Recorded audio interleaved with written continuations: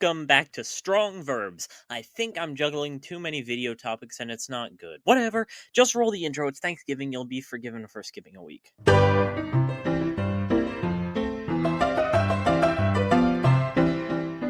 So recap.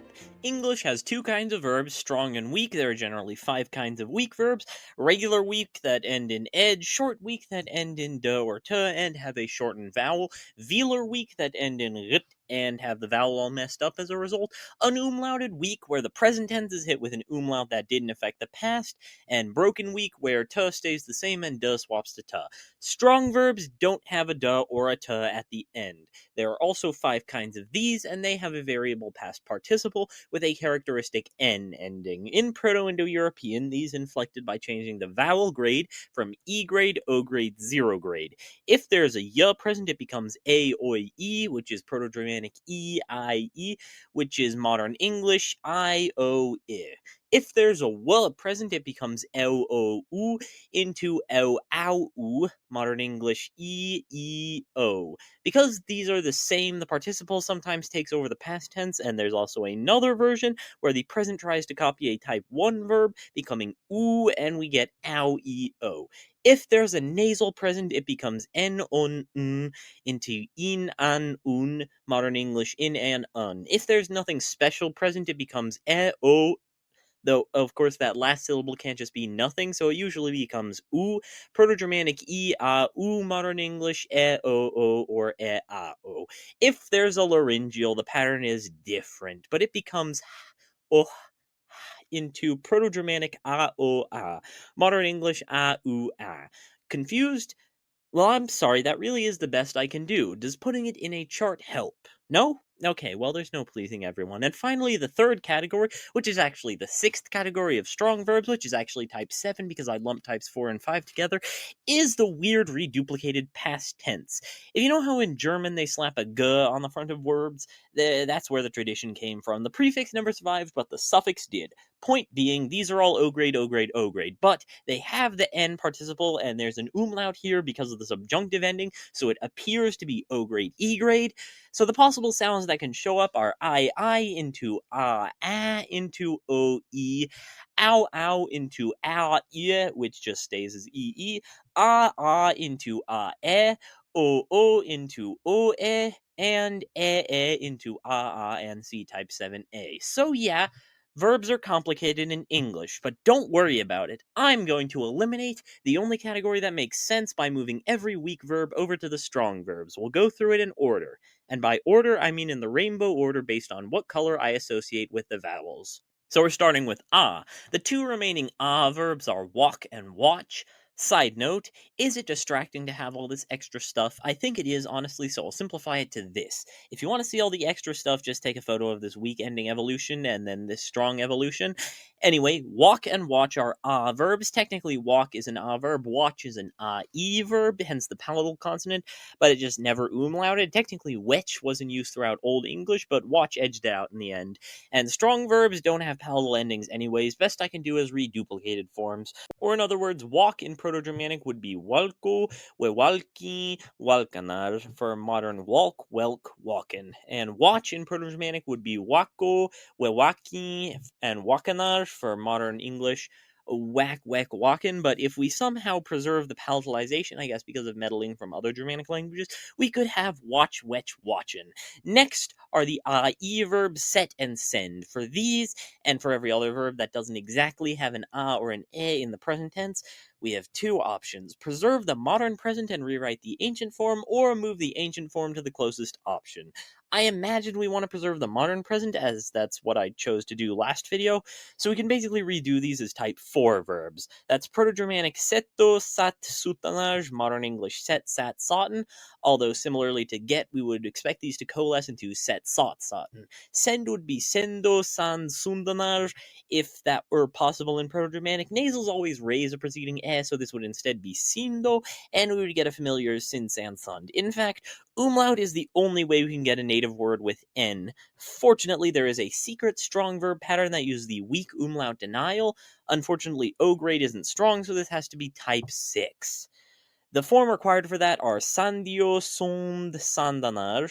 Notably, this does require the original PIE root sent to be replaced with send, which is like barely possible in Proto-Indo-European, but if we ignore that, we get send, sand, sand.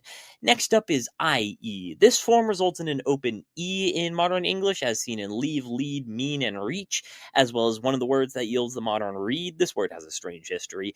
Again, these resemble the E output of a type 2 verb, becoming Proto-Germanic laubo, lau, lubanage, which is modern English leave with an E, leave with an A, loven, obviously with a past participle superseding the past, and we get leave, love, loven. Perhaps it's worth mentioning the mixed form cleave, cleft, cloven, but no weaknesses allowed in these videos. Repeat for lead, load, loden, reach, roach, roachin, and read, road, rodin. Now, that is not the only vowel in Proto-Germanic that yields E in modern English. O-verbs, by contrast, have the close E in modern English, as seen in keep, seem, feel, and meet. There's not really anywhere else to go with these, so they just kind of have to be a boring keep, cope, copin, feel, full, fullin, and meet, mote, moten. Seem and mean are nasal endings, so they have the potential to do something exciting, which is just to not have an ending on the past participle, becoming seem, som, and mean, moan, moan. So, is that all of them? No, next is ow e-verbs, which also become e, so we get hear, whore, horn, and believe, below, beloven. Alrighty, now I'm done. So, next up are the a-verbs. Now, a is not a normal ablaut grade for weak verbs, which is why help is actually a strong verb. You see hope, hopen occasionally used in the scriptures. Over to e-verbs. You know, why do I need the infinitive here? Okay, so over to the e-verbs, where a nasal is present, it's pretty easy to assign a type 3, giving us bring, brang, brung, and win, wan, one, which is actually what win used to be before we had to respell the participle because English doesn't like woo, and the past tense merged with it. Live is a bit more complicated. It has an umlaut ending, but e can't umlaut any further. The main issue is that the only way for there to be a short e in the present of a modern English strong verb is if there's a cluster or if the consonant is doubled. My point being, if this consonant is doubled, it can't weaken into fa. Of course, that is exactly what happened in modern English somehow, presumably due to meddling from give, which is itself the result of Norse meddling on yiv. So in that sense, I guess we would just expect forms that parallel give, with Proto-Germanic levo, lab, leven, raised by Norse influence into live, lave, livin, especially when leave already has the past tense of love. There is also like, the long e, which is slightly different, but since it has an a in the present tense, you can very easily just make it a type 1 like, loke, licken, potentially luck by influence from strike, struck, stricken. Now, there are also verbs that started with an e verb but lowered into an e, namely learn and start. What's fortunate about these is that they are in front of a sonorant and don't have to be long, so I don't have to do more type 2 verbs. The type 4 version of learn is learn, lorn, lornin. Now, start is a very interesting verb because it has spent time on all corners of the vowel space. It started as sturtio, stirtie, into start with intermediate stages. So, how? Well, umlaut is something we're going to have to get used to, so just ignore that and assume it was always a E. Next, this section is fully predictable, stirt, sturt, sturt, sturt, which means really only the start section needs to be taken care of. So, if we start with E grade, O grade, 0 grade, we get sterto, start, sturtranage. Now, realistically, we would expect sturt, start, storten, but if we are expecting this to shift down, I would insert a chain shift to keep them separate, ultimately yielding start, stort, sturten. Don't worry about the spelling. Ur is often spelled as ir for reasons, and vice versa. Now, start is not the only verb to arrive at e by umlaut of u. This section also includes buy, build, and kill. These are all also irregular, by the way. Buy has a semi-vowel, so I'll save it for later. Build was originally biddle, and kill is from Norse, so we'll start with build. Now, as I've said, you need umlaut shortening or a nasal to have a short E in a modern English strong verb, and funnily enough, this time we can actually accomplish it via a nasal. So the Proto-Germanic form of build was a noun bouthloin, which was upgraded to a weak verb. If this noun is actually binthloin, this can become a type 3 strong verb. So Proto-Germanic binthlo, banthlo, bundlanage. This Werner's Law variant is what eventually leads to the modern consonant, but it's important for the thorns to stay, so that in Old English, these nasals are all destroyed by the Ingv-Ionic nasal spirant law, yielding bithlu, bathel, bodlan. Now they all switch over to the voiced version, and then they regularly metathesize for modern English, build, bold, bolden. And kill is from Norse, so it's just a type 4 that got raised in the process of loaning for kill, call, callin. Now, the back vowels, starting with oo, love, put, cold, pull, and maybe run. These are difficult, which is actually good news because I was feeling like I wasn't adding enough to this topic. So, a short oo present tense doesn't fit anywhere into these options. However, a long oo does as a slightly irregular type 2, and this could just be shortened by this consonant being a geminate. So, in that case, we get luvo, lau, luvanage. These B's are regularly lenite, the same way live does, into Old English lufa, laugh, lofen. Modern English is love, lev, lovin'. I assume the O raises to match the present tense. So, what about another option where it starts as an O in Middle English and then raises inexplicably? Well, the issue with that is that short O only emerges from a mutation on oo, that and shortening of long O, which just puts us back in the same position. So we have put, pet, putin, love, lev, lovin', cut, ket, cuttin', pull, pel, pullin', and run, ren, ron.